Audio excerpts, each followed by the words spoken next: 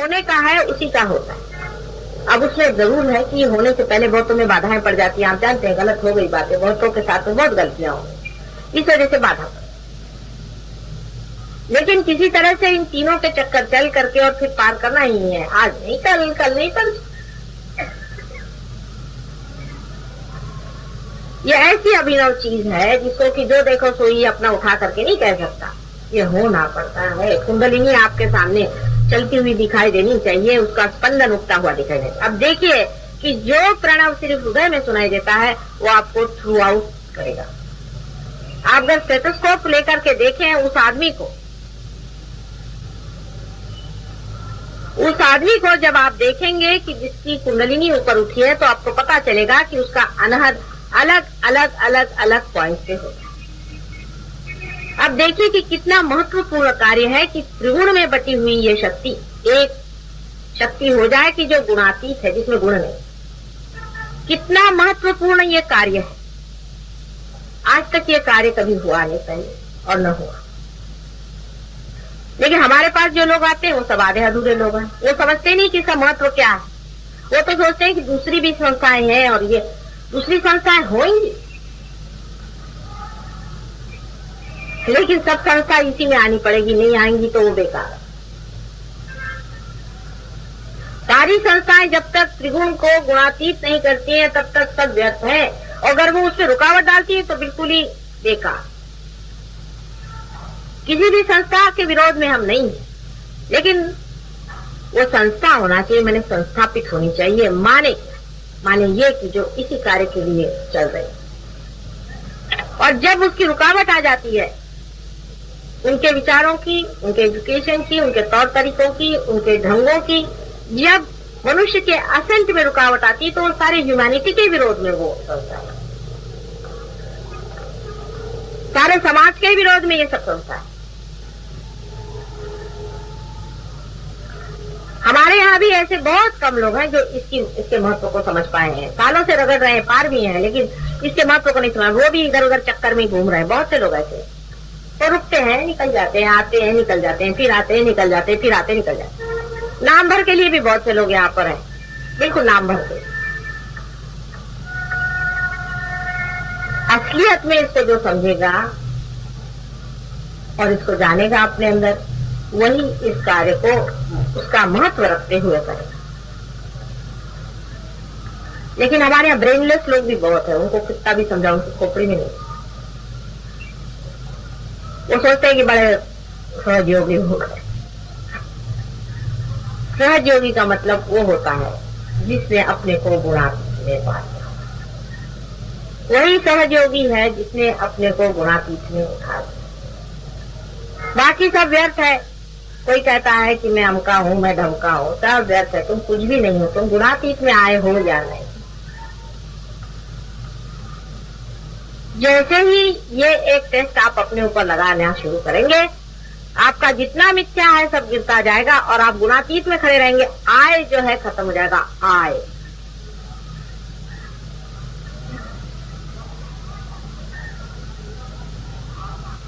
अब बहुत से लोग बाधा लेकर के आते हैं हर समय। मैंने देखा है कि हमारे जो ग्रुप में लोग हैं ये लोग भी बहुत बाधा पकड़ते हैं। किसी के हस्बैंड पकड़ते हैं, किसी की वाइफ, किसी के बच्चे। आपको पता नहीं है कि एक एक बाधा निकालना कितनी मुश्किल की चीज है। जो लोग बाधा निकालते हैं वही जानते हैं कि कितना प्रॉब्लम हो जाता है। कल हमने किसी की बाधा निकाली तो यहाँ दामले थे, वो कहने माता जी ऐसा लगता है जैसे यहाँ से किसी ने बिल्कुल तड़ दिया है, यहाँ से जैसे कोई जला दिया। और आप लोग रोज रोज बाधा लेकर के चले आ रहे हैं और ऊपर से कहो कि तुम्हारे अंदर बाधा है तो बुरा मानते और घर पे जाके बुरे काम करते। ऐसे लोगों के लिए जो लोग बाधा निकालते उनके परम उपकार माना जी। तुमने तो एक भी बाधा आज तक निकाली नहीं।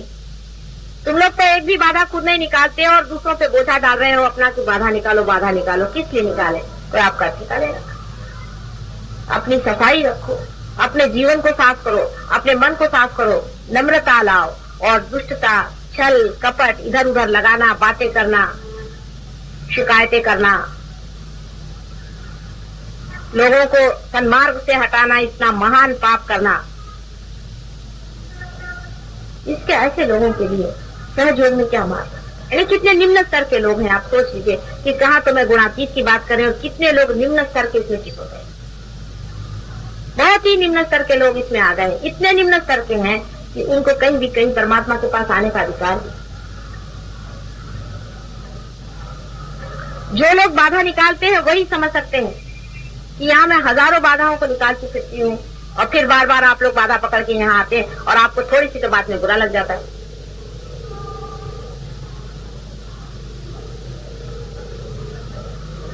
आपको गुणातीत में होना है। आप जब गुणातीत में ऊपर उठते हैं तो आपको देखते ही बाधा भाग जाती, बाधा अंदर आ ही नहीं सकती। कम से कम इतना तो होना चाहिए कि जो हमारी बाधा निकालता है उससे कुछ उपकार रखो। उसके तक किसी को उपकार नहीं है। कल जो केस हमने करी थी वो 16-17 साल से लड़का बीमार है, उसके पास हम गए, बिल्कुल बुरी हालत थी, वो थर थर कांपने लगे हमारे साथ और उसको हमने कोई एक आधे घंटे में ठीक कर दिया। उसकी बाधा निकल गई, दिमाग उसका खुल। इससे बढ़ के और कोई इलाज इतना एक्सपेडाइट हो ही नहीं सकता क्योंकि आप गुणातीत हो गए। अब आप लोग जो बाहर से हो आए हैं, जिन्होंने इधर उसकी खाक छानी, जिन पे बहुत से स्पेल्स पड़े हुए हैं, बहुत से लोगों को तो साधुओं ने कर्ज करा, उनकी फैमिलीज डैम थे, जिनको डैम किया हुआ है, ऐसी बहुत सी फैमिलीज हमारे पास आती है। उनका इतना उद्धार किया, इतना उनके लिए किया, इतनी मेहनत है, लेकिन वो हमारी बुराई करते रहते हैं। अब भी वो हमारा नुकसान ही कर रहे हैं। तो ये नहीं समझ पाते कि गुणातीत में उतरने की कितनी महत्वपूर्ण काम को हम कर रहे हैं, उसमें उतरना है जिससे हमारा लाभ होगा। आप मेरे पास आते हैं तो मेरे ऊपर नहीं उपकार कर रहे हैं, आप अपना ही बचाव कर रहे हैं, इसको समझ लीजिए। आपकी अगर हम बाधा निकालते हैं तो आपको पता होना चाहिए कि आप भी कल ऐसे हो जाइए कि जो आप दूसरों की बाधा निकाल, इस दशा में आप आ जाइए कि आप दूसरों की बाधा निकाल।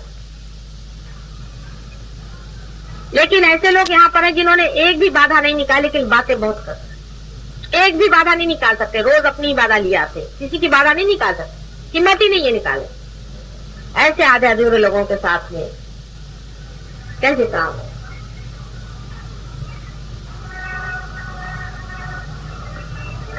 ऐसे लोग जो कि स्वयं की तो बाधा हटवाए, तब तो गुणातीत में हो, और दूसरों के अंदर भी, दूसरों के हृदय में भी ऐसा प्रेम अपना भरे कि वो भी आपके जैसे गुणातीत।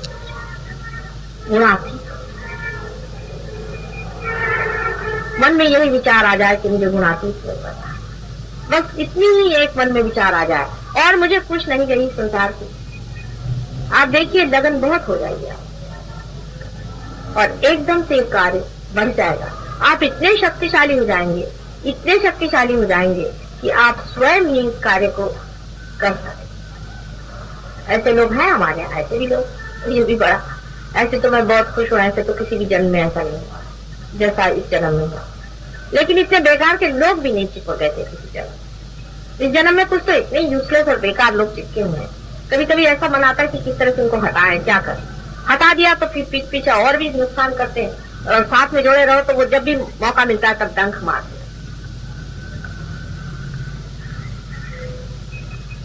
और वो सोचते हैं कि वो बड़े दुखी लोग हैं। दुखी उखी कुछ नहीं, उनके अंदर भूत है, बाधा है जो उनको ऐसी बातें सिखाता है। सब गलत काम कर रहे हैं, आपस में जलसी करते हैं। ये क्या गुणातीत? आप बताइए, मैं कह रही हूँ यहाँ लोग हैं जो आदमी जरा ऊंचा उठ से जलसी करते हैं। अगर जलसी करते हो तो उठो उसके जैसे। पहले तो ये बताओ कि तुम लोगों ने सबने कितनी बाधाएं निकाली, फिर बात। यहाँ पे सीनियरिटी इसी पर रहेगी कि किसने कितनी बाधाएं हटाई, किसनों को पार। यहाँ की सीनियरिटी गवर्नमेंट सीनियरिटी नहीं है कि आपने रिकमेंडेशन कर दिया तो सीनियरिटी हुई। कितने लोगों की बाधाएं आपने निकाली है, आपने कहाँ कहाँ हाथ लगाया, इस पर सीनियरिटी होगी। गवर्नमेंट सीनियरिटी यहाँ नहीं चलने वाली। वही आदमी सीनियर माना जाएगा जो अपने हाथ में तलवार लेकर के धर्म के लिए खड़ा हो। प्रेम की तलवार है।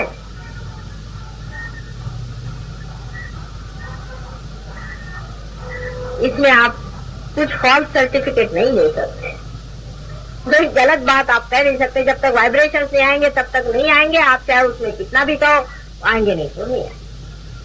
जब आएंगे तब आएंगे। तब आपको पता हो जाएगा, उसमें कोई शंका नहीं रह जाएगी कुछ कहने की बात। पर आ गए तो आप एकदम से बढ़िया नहीं होने वाले। हाँ, अगर ऐसी पूर्व संचित हो, आप बड़े आदमी हो, ऐसे कोई तो हो भी सकते हैं, लेकिन ऐसे बड़े आदमी बहुत कम है। अधिकतर साधारण मीडियोकर लोग हैं। अधिक उम्र से इससे कुछ फर्क नहीं पड़ता, किसी भी उम्र में हो। 96 साल के साहब एक बार पार हुए थे हमारे यहाँ तक, वो रहे नहीं मेरे ख्याल से उसके 2-3 साल। वो बिल्कुल ऊपर जब चढ़ के आए थे तो उनको कुर्सी पर लाए थे, बहुत बुरी हालत थी, लेकिन बहुत बड़ी चीज। आखिरी उनका समझ लीजिए समय आ गया था, लेकिन वो पार हो गए। पार होने के बाद वो पैदल उतर के नीचे गए और बहुत बड़ा वो था ही, बहुत बड़ा चीज। उसके बाद 2-3 साल जीवित रहे और मृत्यु हो गई। उनके जैसे लोग बहुत कम हो, उम्र से भी नहीं होता। जिसको ये ख्याल रहा कि मेरा उम्र ज्यादा है, वो गया काम। परमात्मा के लिए उम्र कुछ नहीं होता, उसके लिए समय होगा कुछ। सिर्फ गुणातीत करने का इतना अच्छा तरीका आज आया हुआ है। इसको अगर आप मान्य नहीं करेंगे और इसको स्वीकार करके इसके अंदर उतरेंगे नहीं और इसको सबल नहीं करेंगे और इसमें आप समर्थ नहीं होंगे, तो हो सकता है कि सारे संसार का संहार हो जाए और दूसरी फिर रचना हो जाए। चलिए, वो भी मंजूर है हमको, तो वो भी मंजूर है, लेकिन आप लोगों को मंजूर है क्या?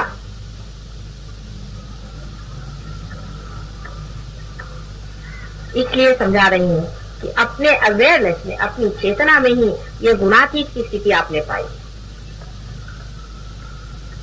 बहुत से लोग शो ऑफ करते हैं, बहुत शो ऑफ करते हैं, ऐसा दिखाते हैं कि हाँ, इनसे बढ़ के कोई डेडिकेशन में है ये। माँ तो सबको जानती है अंदर बाहर। तुम्हारी कुंडलिनी ही तुमको खूब अच्छे से जानती है, वही तुमको बता सकती है कि तुम गुणातीत में हो या नहीं, तुम गुणातीत में उतरे हो या नहीं। ध्यान में होना माने गुणातीत में रहना, गुणों से एक परे, सर्वगुणों से परे जब आप हो गए, तभी तीनों गुण आपके अंदर से बहना शुरू हो जाते हैं कि आप चेतनामय हो जाते हैं और आप प्रणवमय हो जाते हैं और आप उठ जाते हैं, असेंट कर जाते हैं, उत्थान हो जाता है। क्योंकि आप दूसरों का भी उत्थान करते हैं। जब तक आदमी ऊंचा नहीं गया, नीचे वाले को कैसे खींचेगा? इसकी पहचान यह है कि आप ऊंचे चले गए क्योंकि आप दूसरे को भी अपने साथ ये शक्ति भी आपके अंदर आ जाती है कि आप किसी के और जैसे हाथ गलती से भी कर रहे तो उसकी कुंडलिनी जागरूक। आप बैठे बैठे देखिए किसी को ऐसे धीरे से कर दीजिए, देखिए उसकी कुंडलिनी जागरूक हो जाए। यूं करते ही कुंडलिनी जिसकी जागरूक हो, इतनी बड़ी कमाल की चीज है। बड़े बड़े साधु संतों और इनको बैरागियों को नहीं हुआ, जो तुम लोगों को हुआ कि यूं करके ऐसे कर दो कुंडलिनी जागरूक। उंगलियों के इशारे पर जब कुंडलिनी घूमने लग गई, तब भी अपना महत्व नहीं समझे तो क्या करें, तब भी वही रहे। मराठी में कहावत है कि आधी होती दासी, राज्य पद चाले किसी किसे ही लड़े राही। पहले दासी थी, उसको रानी पद आ गया, लेकिन उसका घूमना फिरना जो था दासी जैसे वो नहीं गया, वैसा ही है।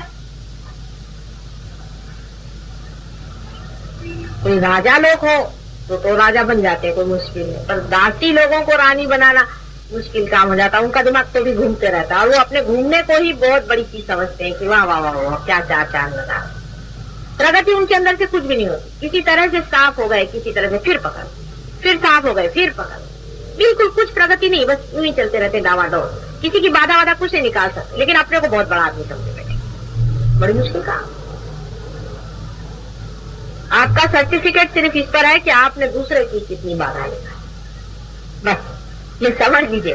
गुणातीत का सर्टिफिकेट इस पे है कि आपने कितनों को रियलाइजेशन दिया। अब एक दिन तो आप बगैर कुछ सोचे समझे ही सबको दे सकते हैं। आपने छोटे बच्चों को भी देखा है कि यूं कर देते तो चली जानी कुंडलिनी पर खड़ खड़ कर, उसमें कोई विशेष नहीं। लेकिन कितने लोगों को रियलाइजेशन देगा, कितनों की आपने बाधाएं निकाली। आप क्या सबकी बाधाएं निकाल सकते हैं? हर प्रकार की बाधा को आप हाथ डाल करके निकाल सकते हैं? निकाल सकते हैं तो आप कमाल। बहुत से लोग यहाँ पर आए थे इतने बाधा से पीड़ित, कुछ तो पागल खाने से आए थे और वो ऊपर उड़ गए।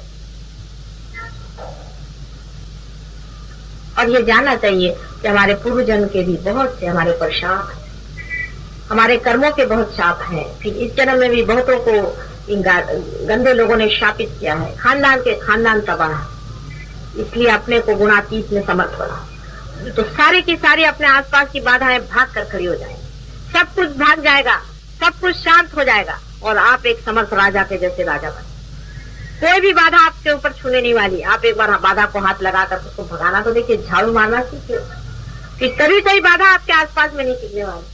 अभी देखिए, इनका एक किस्सा सुनाइए। अभी 2-3 रोज हुए आए हैं, तो मुझे 4-5 रोज से इनफॉर्म लगे। इनकी वाइफ पे बहुत बड़ी बाधा थी, उदाहरण की, और इन पर ये पार हो गए, लेकिन इनको बीबी की अपनी बाधा पकड़ गई। मैंने इनको जूते का हिसाब बताया। मैं जब भी देखती हूँ जूते और ये अब इतने साफ हो गए हैं, इनको मालूम है कि जूते से बाधा मारती है, तो बीवी का नाम लिख के, अपना नाम लिख करके रोज बाधा मारते रहते हैं, बाधा निकालते रहते।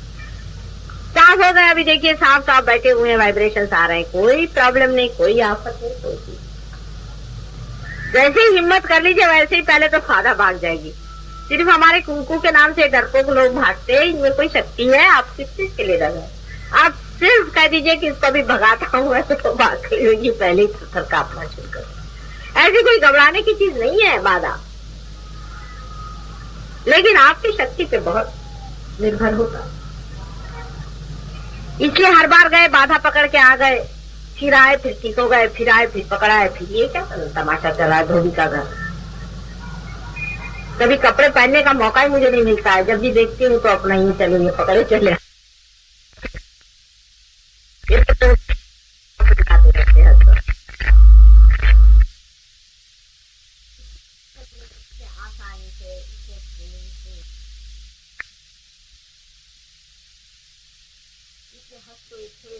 आप लोग। कुछ भी बात नहीं, कोई भी उसमें गंभीर बात नहीं, कोई भी उसमें दुखदायी बात नहीं। आप दुखी हैं अपनी वजह से, क्योंकि आप अपने बारे में कुछ कल्पना कर बैठे हैं। वैसी कोई बात नहीं, आप स्वयं चैतन्य स्वरूप हैं और आप हो सकते, हर घड़ी आप हो सकते, हर क्षण आपके लिए बना। अगर नहीं होता तो क्यों होते आप छू गए, खुल गए।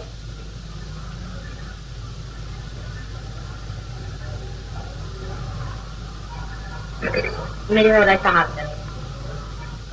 अगर किसी को कोई प्रश्न हो तो पूछ लिया, तो किसी को प्रश्न हो तो कल से मैं नहीं आऊंगी यहाँ पर, हालांकि ध्यान होगा। जिसको आसक्ति बनेगा, आइए, आपस में बातचीत करें, आपस में पूछें, आपस में सीखें और आपस में जान लें। यहाँ बहुत जानकार लोग आते हैं, सब लोग आपस में मिल करके इसे सीख लें और इसके मास्टर बने। जितने लोग आएंगे उतना ही उनको फायदा होगा। अच्छा, ये बताइए, आपको कोई प्रश्न हो तो पूछिए। आपने बोला कि दूसरा बाधा डाल सकता है, हम तो ऐसे ही सुने हैं और पढ़े हैं या लिखे कि भाई अपना ही कर्म बाधा देता है, कोई दूसरा किसी को। वो दोनों चीज साथ चलती बेटे। देखो, ऐसा है कि तुम अगर आंचल संभाल के चलो तो तुम्हें कीचड़ नहीं लगता, लेकिन तुम अगर आंचल फैल के चला तो कीचड़ लग जाए। दोनों ही चीज। हम ही अपना कपड़ा गंदा करते हैं, पर गंदगी भी तो कपड़ा गंदा करती है। दोनों चीज म्यूचुअल चीज। जैसे समझ लो कि अब तुम्हारे अंदर, तुम कहीं खड़े हो, अब कोई हमारे विरोध में बात करे, समझ लो के विरोध में बात करे, तुमने उसके साथ हाथ जोड़ लिए, हाँ भाई ठीक है, क्या कह रहे हो गया, तुम पकड़, गंदगी तुमको पकड़, तो दूसरे ने भी डाल दी। अगर तुम पूर्णतया समर्थ हो तो कुछ नहीं पढ़ सकता। संस्कृत में एक श्लोक है, या नवे भाजने लग्न संस्कारा, यानी यह है कि बर्तन जो है, उसको, मिट्टी का बर्तन है, उसको जब तक पूरी तरह से भून नहीं दिया जाता तब तक उसमें संस्कार लगते जाते हैं, और जैसे वो भूंज के पूरा तैयार हो जाता है फिर उसमें कोई संस्कार नहीं। ऐसी चीज है कि अभी अभी तुम रियलाइज हुए हो, अभी अभी छोटे से बच्चे हो, अभी तुम पे कोई भी असर पड़ सकता, लेकिन जब तुम बिल्कुल स्थिर हो जाओगे तो कुछ नहीं बात आएगी। फिर तुमको लगेगा कि इस घड़े पे कुछ है, दो डालेंगे, ये घड़ा, तुम अलग हो जाओगे। इस घड़े को सोचोगे, इस यंत्र को सोचोगे, ये यंत्र है, ये मेरी मोटर है, इसको सफाई करनी चाहिए, चलो ठीक है। फिर दूसरा इसको गंदा कर सकता है, आप नहीं कर सकते। दूसरे ने इस पे गंदगी डाल दी, आप धो देंगे, आप उसको साफ कर देंगे, आपका कोई इन्वॉल्वमेंट है। ऐसे हमने देखी, अभी मैंने आपसे अमरनाथ के बताया, उनका माता जी देखिए आज मेरा आज्ञा चक्र पकड़ा है और मैं विशुद्धि चक्र पकड़ा, हालांकि बड़े पहुंचे पुरुष है, लेकिन उनका माता जी आज पकड़ा है मेरा अवतार में और मनुष्य में। यही अंतर, एक बड़ा भारी अंतर होता है। जैसे कि आपका आज्ञा चक्र अगर पकड़ा तो आपको वो दुख देगा, आपके लिए नुकसान करेगा, आपको परेशान, लेकिन अवतार का अगर आज्ञा चक्र पकड़ा तो उसकी डबल शक्ति पड़ेगी, ट्रिपल पड़ेगी, 4 टाइम्स। और उसका आज्ञा चक्र पकड़ा माने कि उसके आज्ञा चक्र में 1000 गुना ज्यादा सैन्य तैयार हो। उसको अगर बुखार आ जाए तो हजारों लोगों के बुखार उस बुखार से ठीक हो जाएंगे, उसके अंदर एंटीबॉडीज तैयार होगी। ये फर्क। अभी तक कोई मनुष्य अवतार नहीं बना, इसीलिए कहते हैं कि बड़ों के पैर दबाने के लिए। अगर आपने बड़ों के पैर दबाए तो बड़ों के अंदर के जो दुख है वो हमारे अंदर सुख बन जाएगा। यही बात अवतार के अंदर है कि अवतार के शरीर में जहां पर भी कोई चीज ज्यादा हिलने लग जाती है वहीं वहां ज्यादा शक्तियां निर्मित होती है, एंटीबॉडीज तैयार हो जाती है और वो जाकर के खत्म करती है। जैसे ये है कि मुंबई शहर में समझ लीजिए बहुत ज्यादा जुकाम हो रहा है, तो कोई अगर अवतार हो तो उसको भी जुकाम हो जाए और उसके जुकाम के कारण सबका जुकाम एंटीबॉडीज तैयार हो जाती। जैसे आप जानते हैं ना वो वायरल इंजेक्शन देते हैं, अपने इनोकुलेशन वगैरह देते हैं, वैक्सीनेशन, वही सिस्टम। यही अंतर है एक अवतार व्यक्ति में और एक साधारण व्यक्ति। ऐसे अनेक अवतार हुए लेकिन पता ही नहीं चला लोगों को कौन हुए, फिर बाद में तो पता चली, किसी न किसी कारण हर एक ने खोज ही लिया कि कौन कैसे अवतार था।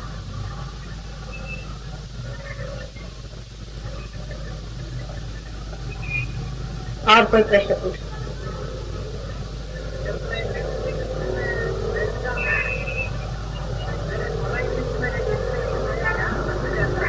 कहाँ जाता? कोलाइटिस में। आप हमारे पास आए थे क्या मेडिटेशन करने? कब आए थे? पर आप एक ही 2 दिन आने से तो नहीं होगा ना बेटे। आपको अगर कोलाइटिस है तो आप ऐसा करिए कि एक हाथ कोलाइटिस जहां पर है वहां पे रखें और एक हाथ हमारी ओर। पहले अपना कोलाइटिस ठीक कर लो, उसके बाद में पार हो जाओ। वो कुंडलिनी खुद ही नहीं उठने वाली, वो तो तुम्हारी माँ है ना, मुझे सताती है कि पहले इसको ठीक करो तभी मैं उठूंगी। इसीलिए तो मैं तुम लोग को ठीक कर रही हूँ, नहीं तो मैं कोई डॉक्टर थोड़ी ना हूँ। लेफ्ट हैंड रखिए। पर ऐसे भी मैंने बहुत से लोग देखे हैं जो कि बिल्कुल मरणासन्न थे, डेथ बेड पर, और मैं वहां गई और उन्होंने कुछ अपने बीमारी के बारे में नहीं सोचा, पार हो गए, उनकी बीमारी भी ठीक हो गई और वो भी ठीक हो गए और बाहर घूम रहे थे। ऐसे भी लोग मैंने देखे। ये तो अपने अपने चित्त की बात। अगर आपके लिए शरीर महत्वपूर्ण हो तो फिर घोटाला हो जाता है। जो ऐसा सोचे कि है ये चाहे नहीं हो, मुझे क्या करने का, शरीर मेरा ठीक हो चाहे नहीं हो, मुझे तो पार होने का, उसका वो तो ठीक होना ही हुआ ऑटोमेटिकली, लेकिन वो पार भी हो जाता है।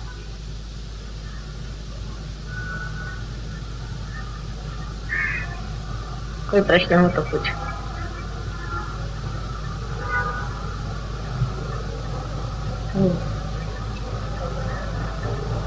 अधिकतर जो पार हो गए उनको प्रश्न भी कम रहेंगे, जो जरा पार नहीं हुए उनके अंदर प्रश्न ज्यादा रहेंगे, क्योंकि निर्विचारिता आने के बाद नहीं आता है ना विचार। हाँ हाँ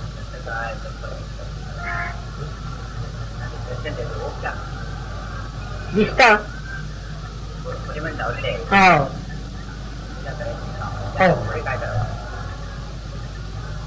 नहीं, मतलब घर में अगर आपके यहाँ देवी देवताओं के फोटो हैं, अच्छी बात है, उसमें कोई हर्ष नहीं। लेकिन देवी देवताओं के भी फोटो जो मनुष्य ने बनाई है वो परमात्मा में लीन होकर बनाई हुई है, इसलिए वो बहुत अधिकतर फोटोग्राफ जो होती हैं वो एग्जैक्टली बनना चाहिए कि जैसे है ही, जैसे उनका स्वरूप अपने अंदर है वैसे ही बनना चाहिए। लेकिन वैसा नहीं होता है। अधिकतर मैं देखती हूँ कि वैसे चित्र बहुत ही कम होते अधिकतर, और उसका कारण यह है कि जहाँ से आप खरीदते हैं, उस दिन मैं खरीदने गई थी एक चित्र, मैंने कहा कि वो ले आएंगे, उस चित्र का कुछ उपयोग था, तो वहां देखा कि जहाँ चित्र बिक रहा था वो आदमी खुद ही बाधा में था और वो भगवान के फोटो के साथ राक्षसों के भी फोटो बेच रहा था।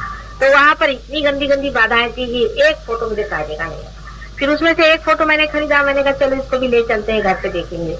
कि बड़ी मेहनत करी, ये क्या वो क्या, भगवान के फोटो में कोई चप्पल भी नहीं मार सकता है, क्या करे, तो समझ में नहीं आ रहा था। तो मैंने कहा कि छोड़ो इसको, विसर्जन करो, किसी अपने रियलाइज आदमी से, कोई आर्टिस्ट से अपन फोटो बनाएंगे तब ठीक होगा, वैसे तो बनेगा। ऐसा होता है। इसलिए अब आपका फोटो में वाइब्रेशन कैसे है वो पहले देख लो। अब यहाँ तक है कि अभी ये परसों पूजन हुआ था यहाँ पर, आप जानते हैं, तो इन लोग मंगलसूत्र रहे, मैंने कहा था मैं कोई लूंगी नहीं थी, तो एक आर्टिफिशियल कोई भी चीज ले आना टोकन के तौर पर, एक प्लास्टिक का मंगलसूत्र ले। अब ला के पहना दिया मेरे को, वो फूल गली में से खरीद के लाए। अब उसमें इतने गंदे वाइब्रेशन थे कि मेरी यहाँ पर बहुत सारी एंटीबॉडीज तैयार हो गई। ये जो नाभिक की अपना विशुद्धि चक्र, इधर में एकदम से एंटीबॉडीज तैयार हो गई। तो मेरे को कहाँ से पता नहीं क्यों यहाँ पर इतने जोर से श्री कृष्ण एकदम से अपना जुलूम बांध गए, क्या हो गया, कौन ऐसे शत्रु आ गए इधर में, किसको मारने निकले हैं, मेरी कुछ समझ में नहीं आ रहा। उसके बाद 2-3 दिन मैंने पड़ताला, मैंने कहा देखें क्या चीज है क्या नहीं है। आखिर मैंने सोचा कोई बाहर कोई बात हो रही है कि क्या बात। उसके बाद मैंने वो मंगलसूत्र को देखा, मैंने कहा इसी में तो गंदे वाइब्रेशन है। फिर उसको निकाला, फिर इनसे कहा वो जो इन लोग के सबके हाथ जलने लगे। पहले माता जी आपने कैसे यहाँ बर्दाश्त किया पता नहीं। हमने कहा हमारा क्या बर्दाश्त करा, वो तो मारे डाल रहा हूँ उन लोग को। और उसमें सब कृष्ण के दुश्मन सब होंगे, मेरे गर्दन में आके फंस गए तो वो अपना खुद ही मारे डाल रहा था, मेरे कुछ करने कहा ही नहीं। तो वाइब्रेशंस तो खराब होते ही हैं, तो बहुत लोगों के होते हैं। अब यहाँ जो सहयोगी लोग आते हैं, आप क्या सोचते हैं सबके बड़े अच्छे वाइब्रेशन होते हैं। आके बैठ के यहाँ औरतों को भी कुछ कुछ देखते हैं लोग, बुड्ढे बुड्ढों को मैं देखता, ऐसे भी गंदे यहाँ होते हैं गंदे, उसे वाइब्रेशन खराब होते हैं। तो सहयोगी हो जाने से, माता जी के पास आने से सबको बड़े महापवित्र नहीं हो जाते, अंदर से पवित्रता नहीं। ऐसे मैंने बहुत से देखे लोग, उनकी नजर इधर उधर चलती रही, मन में गंदे गंदे विचार आते रहते, प्लानिंग होते रहता है कि माता जी का काम कैसे खत्म करें। ऐसे भी बहुत से लोग, और वो अपने को अपने ही दीक्षा भूल में रहते हैं। वो सोचते हैं कि माता जी दूसरे के लिए कह रही है, हमारे लिए नहीं कह रही। ऐसे भी होते, सब तरह के लोग होते। इसी तरह से परमात्मा की भी बात है। अभी ऐसे देखिए तो अपने जितने भी चिरंजीव हैं वो हैं ही, फिर अपने जितने भी 12 हम लोग जानते हैं कि गणपति हैं वो सही है, उसमें कोई बात नहीं, बहुत वाइब्रेशन है उनमें। कोल्हापुर की भवानी में बहुत वाइब्रेशन है, यहाँ माउंट मेरी की जो यह है इसमें बहुत वाइब्रेशन, बहुत ज्यादा इसमें भी वाइब्रेशन है। कहीं भी जाइए, ये महालक्ष्मी के टेम्पल में यहाँ भी बहुत वाइब्रेशन है, मुंबा देवी में बहुत वाइब्रेशन है, सभी जगह। और उसके सामने ये भूत बैठे हुए हैं, वो आप जाते साथ आपके टीका लगा देंगे, लगा वहाँ पैसा, बस आपने भूत 5 रुपए में खरीद लिया, जाओ घर वापस। वो तो बेचारे अपने बैठ गए अपने जैसे में मंदिर वाले, और आपके मिल गए ये भूत। ये ऐसे समझ, यहाँ सिद्धि विनायक बहुत पहुंचे हुए हैं, इनको भी मैंने जान। हाँ ऐकलं नाही मला।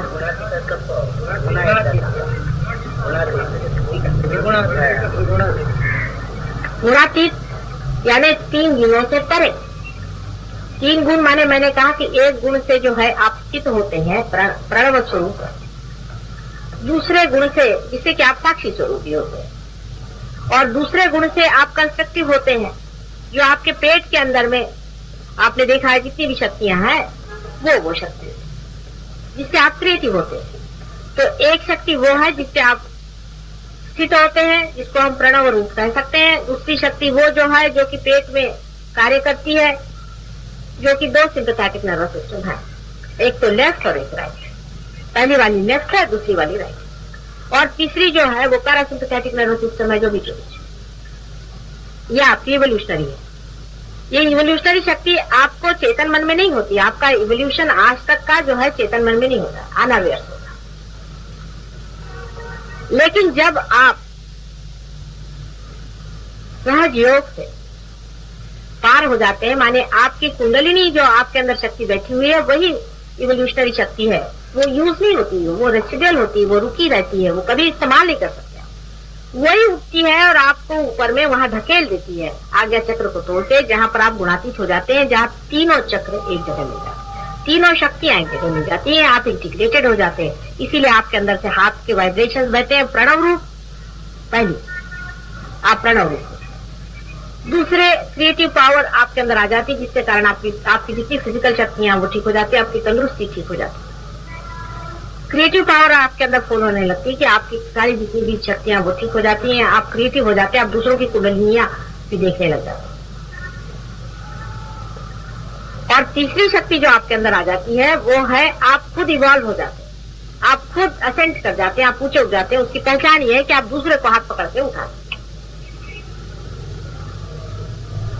ये तीनों शक्तियां एक हो जाती हैं गुणातीत। इसलिए निर्विचारिता में जब आप पहुंच गए तो आप गुणातीत में गुणों से परे चले गए, आपकी तीनों ही शक्तियां इंटीग्रेट होकर के आपके अंदर से बहने लगे।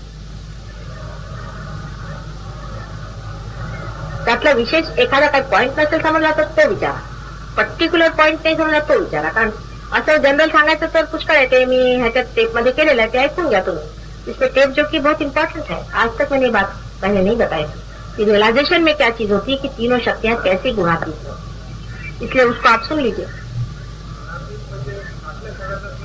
हाँ, वो फोर्थ डायमेंशन है। 3 डायमेंशन में आप सत्वगुण में भी रहते हैं और रजोगुण में रहते हैं, तमोगुण में रहते हैं।